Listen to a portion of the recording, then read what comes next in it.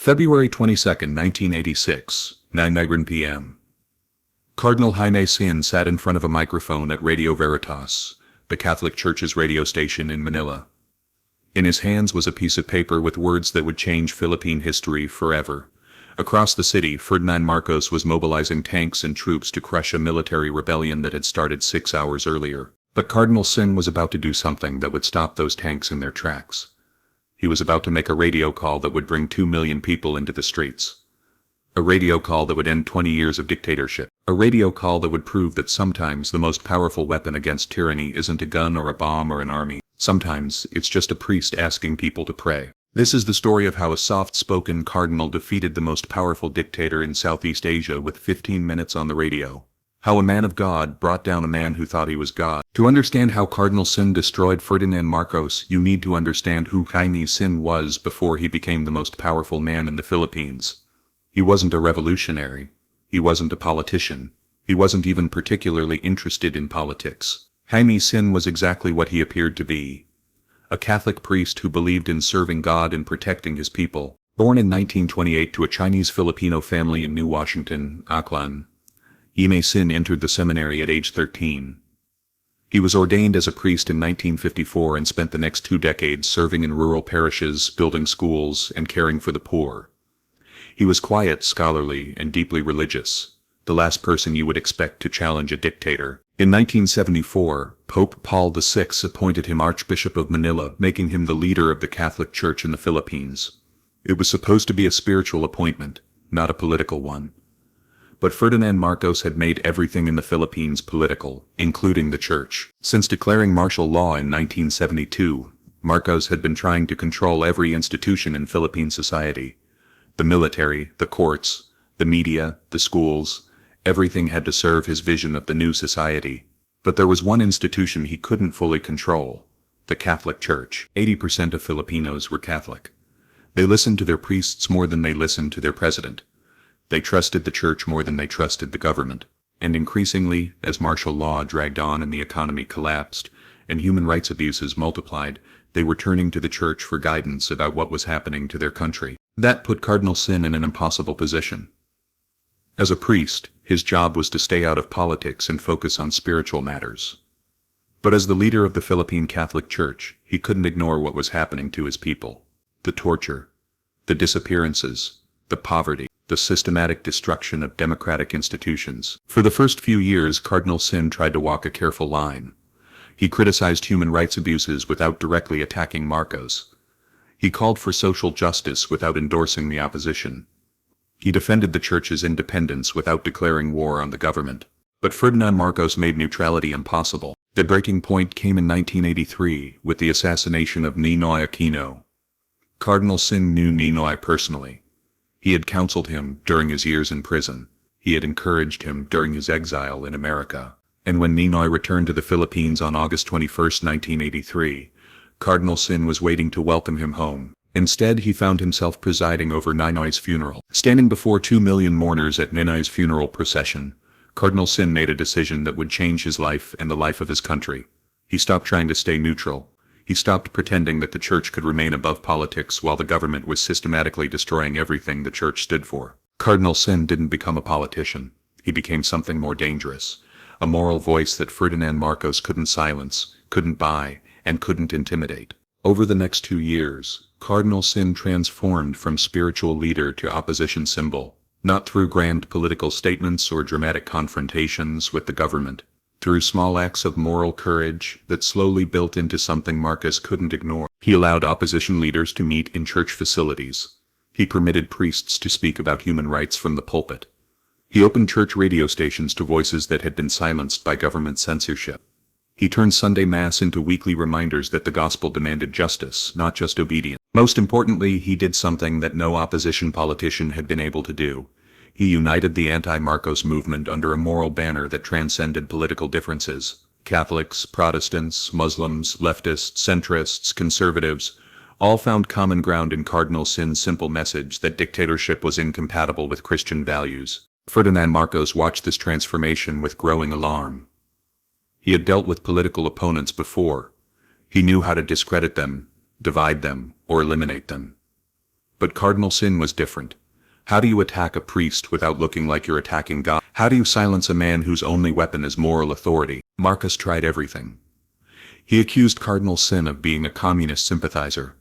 He suggested the cardinal was violating the separation of church and state. He had government media attack the church's wealth while the people suffered in poverty.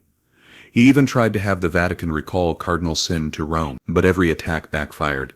The more Marcos attacked the cardinal, the more Catholics rallied to defend him. The more he accused the church of political interference. The more people asked why their spiritual leaders couldn't speak sacred moral issues. The more he tried to silence Cardinal Sin, the louder the cardinal's voice became. By 1985, Cardinal Sin had become what Ferdinand Marcos feared most, a moral alternative to his authority. Not someone who wanted to replace Marcos as dictator, but someone who represented everything Marcos was not. Where Marcos ruled through fear, Cardinal Sin led through love. Where Marcos demanded obedience, Cardinal Sin encouraged conscience. Where Marcos promised power, Cardinal Sin offered redemption. But Cardinal Sin's real moment would come not in a cathedral or at a political rally, but in a radio station during the most dangerous 4 days in Philippine history. February 22, 1986, 3:00 p.m.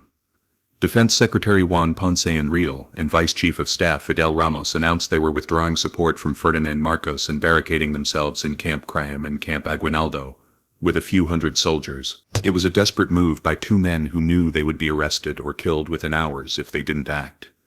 But it was also an incredibly risky gamble. Without popular support, their rebellion would be crushed by loyalist forces within 24 hours. That's when Enrile made a phone call that would change everything. He didn't call other military officers. He didn't call opposition politicians. He didn't call foreign embassies. He called Cardinal Sin. The conversation was brief. Enrile explained the situation. He and Ramos had broken with Marcos and were asking the Filipino people to support them. They were outnumbered and outgunned. They needed a miracle. Cardinal Sin listened quietly, then said something that surprised Enrile. "I'll see what I can do." For the next 6 hours, Cardinal Sin prayed, consulted with other church leaders, and made a decision that would determine the future of the Philippines. He could stay neutral and let the military rebellion succeed or fail on its own merits. He could condemn all violence and call for peaceful resolution. Or he could do something unprecedented, use the full moral authority of the Catholic Church to mobilize the Filipino people. At 9:00 p.m. on February 22, 1986, Cardinal Sin chose option 3. Sitting in the studios of Radio Veritas, Cardinal Sin began speaking in his calm, measured voice. He didn't sound like a revolutionary calling for insurrection. He sounded like what he was, a priest asking his flock to do what was right. "This is Cardinal Sin speaking," he began. "I am calling on our people to support our two good friends, who have shown their idealism. General Ramos and Minister Enrile are in their camps, but they cannot hold out for very long. They have shown their idealism, we must show ours." Then came the words that would bring down a dictatorship. "Go to Camp Crame and show your solidarity with them in this crucial period. Bring your rosaries. This is the time to pray." 15 minutes. That's all Cardinal Sin spoke for. 15 minutes of calm, spiritual language asking Filipinos to go to a military camp and pray. No call for violence, no political rhetoric, no grand proclamations about democracy or freedom. Just a priest asking people to show solidarity with soldiers who had chosen conscience over career. But those 15 minutes changed everything. Within 2 hours, thousands of people were converging on Iedesa, the highway that connected Camp Crame and Camp Aguinaldo. Not political activists or opposition organizers, ordinary Filipinos who had heard Cardinal Sin on the radio and decided to respond to their spiritual leader's call. They brought exactly what Cardinal Sin had asked them to bring: rosaries, flowers, and food for the soldiers. They came in families, church groups, and entire parishes. They sang hymns, prayed the rosary, and set up makeshift altars along the highway. By midnight, there were tens of thousands. By dawn on February 23rd, there were hundreds of thousands.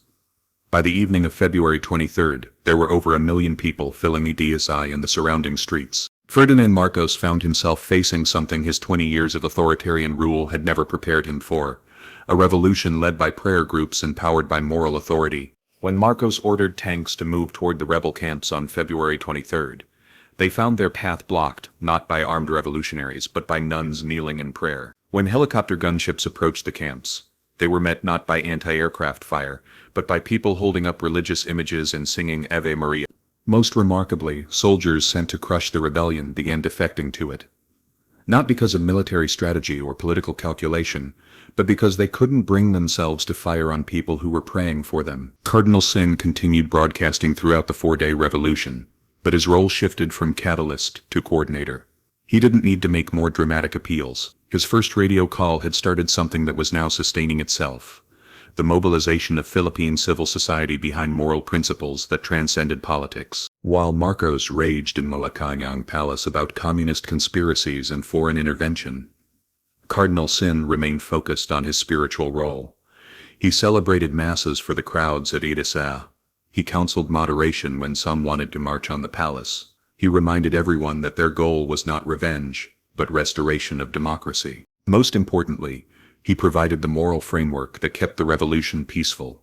Every time tensions rose, every time violence seemed possible, Cardinal Sin's voice on Radio Veritas would remind people that they were there to pray, not to fight, that they represented the best of the Filipino spirit, not its worst impulses. By February 25th, when Marcos finally fled the country, Cardinal Sin had accomplished something unprecedented in modern history.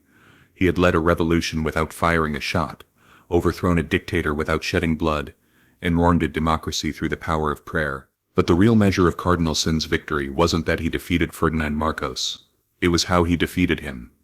Not through the methods Marcos understood, force, fear, and intimidation, but through methods Marcos could comprehend: love, faith, and moral authority. The People Power Revolution became a model for peaceful resistance movements around the world. The images of nuns praying before tanks, of families sharing food with soldiers, of millions of people singing hymns while surrounding military installations, these became symbols of how ordinary people could overcome extraordinary oppression. But none of it would have happened without Cardinal Sin's radio call on February 22, 1986.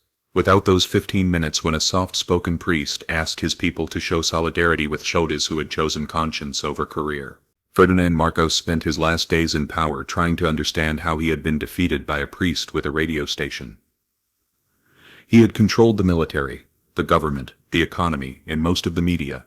He had billions of dollars at his disposal and 20 years of accumulated power. But Cardinal Sin had something more powerful: the trust of the Filipino people, and the moral authority that comes from serving others rather than serving yourself. The contest between Ferdinand Marcos and Cardinal Sin wasn't really a contest between two men. It was a contest between two ideas about power. Marcos believed power came from controlling others. Cardinal Sin proved that real power comes from siring others to be their best selves. Marcos ruled through fear of punishment. Cardinal Sin led through hope for redemption. Marcos demanded obedience to his will. Cardinal Sin encouraged fidelity to their conscience.